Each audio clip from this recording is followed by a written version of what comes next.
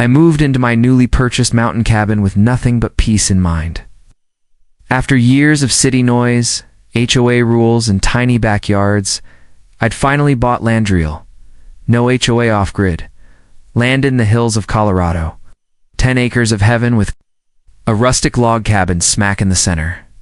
Pine trees, fresh air, and silence. Or so I thought. Barely one day after I'd moved in.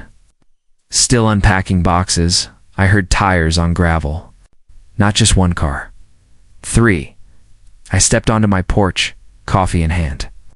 Wearing pajama pants and a t-shirt that read "Not my problem," fitting, considering what was about to happen. A woman in her 50s stepped out of the lead SUV. Platinum blonde. Hair, high heels on gravel, and an attitude that could stop traffic. 2 others followed clipboard guy and muscle guy. She marched up to my porch like she owned it. "You can't be here," she snapped, not even offering a hello. "This land belongs to the Evergreen Ridge Homeowners Association. You're trespassing."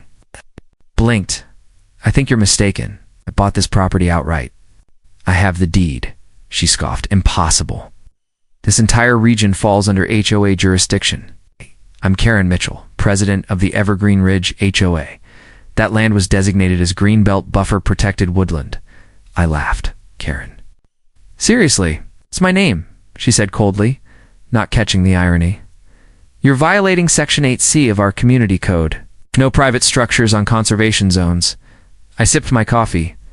"This land was sold at auction. I bought it through the county. I have legal ownership." Clipboard guy stepped forward. "Ma'am, we'll be issuing a cease and desist. You'll need to vacate immediately." "You guys are funny," I said, stepping off the porch. "This isn't part of your HOA? This cabin was built in the 1970s, long before your HOA even existed. You don't own this land?" "I do." Karen turned red. "We'll see about that. You've been warned." They left in a cloud of gravel dust. I shook my head and went back inside. I didn't move here to fight, but I don't lose when I do. The history lesson that night, I pulled out all my documents: the deed, purchase agreement, zoning maps, and land survey. I dug deeper and found what I'd suspected. Evergreen Ridge HOA was created 20 years ago, and the developers assumed my cabin land would be incorporated into the community when the previous owner died. But he never sold. And when the county auctioned the land due to unpaid taxes, the HOA never noticed. They thought it still belonged to community common space. Tough luck. I posted a private property, no trespassing sign the next morning. That same afternoon, it was torn down. Installed a security camera. The next night, someone smashed it, so I bought 3 more. Hidden ones, HOA escalation within days. Karen returned. This time, she had printed papers and a smug smile.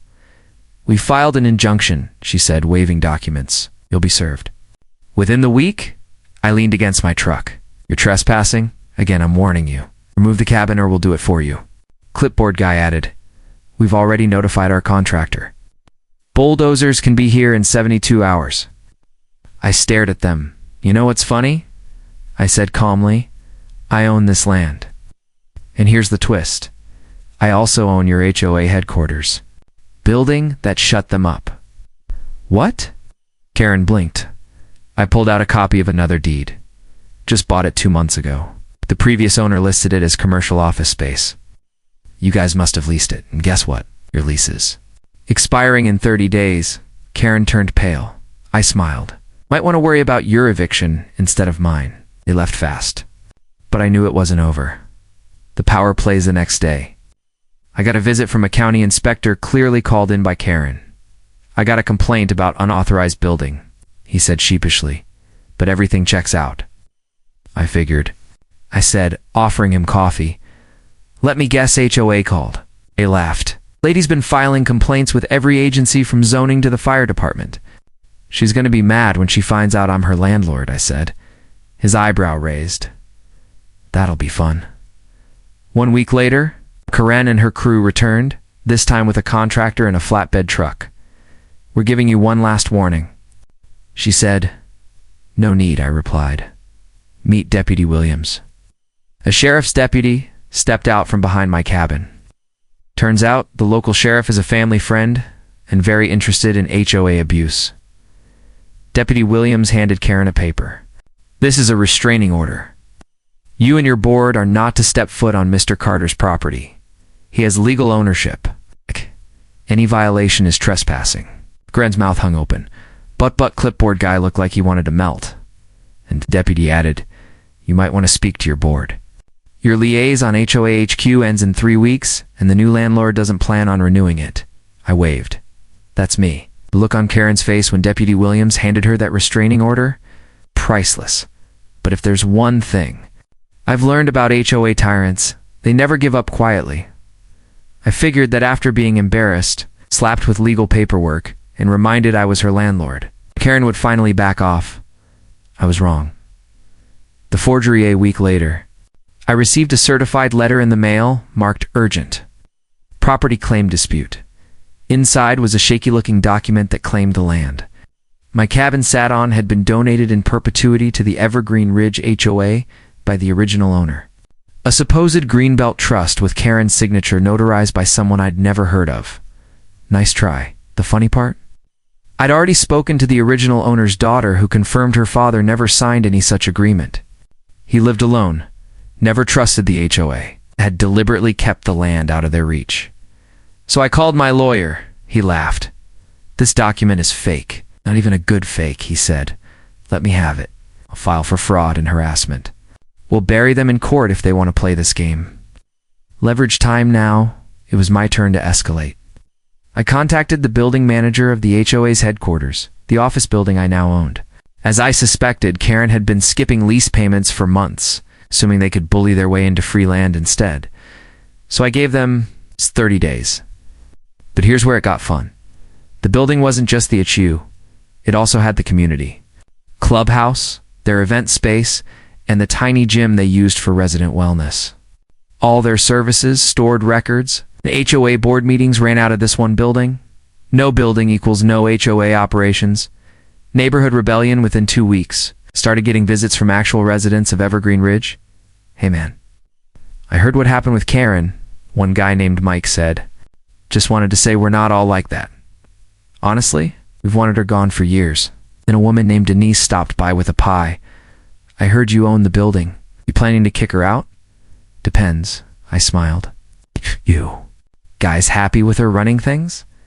She laughed so hard she almost dropped the pie. She fines people for having flowers the wrong color. If you got her out, you'd be a hero. I started keeping notes. Turns out, Karen had abused her power for years, fining families for driveway cracks, banning kids from biking, even threatening to tow cars for parking too close to mailboxes. But nobody had ever challenged her. Until now, the board meeting with her office lease ending. Karen called an emergency HOA meeting at the community park. She tried to spin the narrative. This trespasser is a threat to our peaceful community. He's trying to dismantle everything we've built. I showed up with documents, photos, the forged property claim, security cam footage of her ripping out my signs, even the county deed showing I own the land. Then I played the final card. Also own your HOA office, I said, holding up the lease termination letter. Karen knew this but didn't tell you. Your funds are drying up, your services are about to be cut, and you're still paying her salary. Gasp, Stott. Karen tried to cut me off. Don't listen to this man. He's manipulating Karen. I said, how much HOA money have you spent trying to sue me? She froze. I turned to the crowd. Check your next HOA dues. They're going up because of her ego. People began shouting. Someone yelled, I motion to remove Karen as president. Second shouted, seconded. I smiled. According to your bylaws, with a quorum present, you can vote on board leadership changes. People cheered. Karen stormed out. New era begins. 3 weeks later, the new HOA board, now run by actual residents, voted to end all hostile legal actions, reform the bylaws, and offer me a formal apology. They even asked if I'd be willing to help advise on community improvements. I declined, politely. I didn't want control, just peace. But I did offer one final suggestion.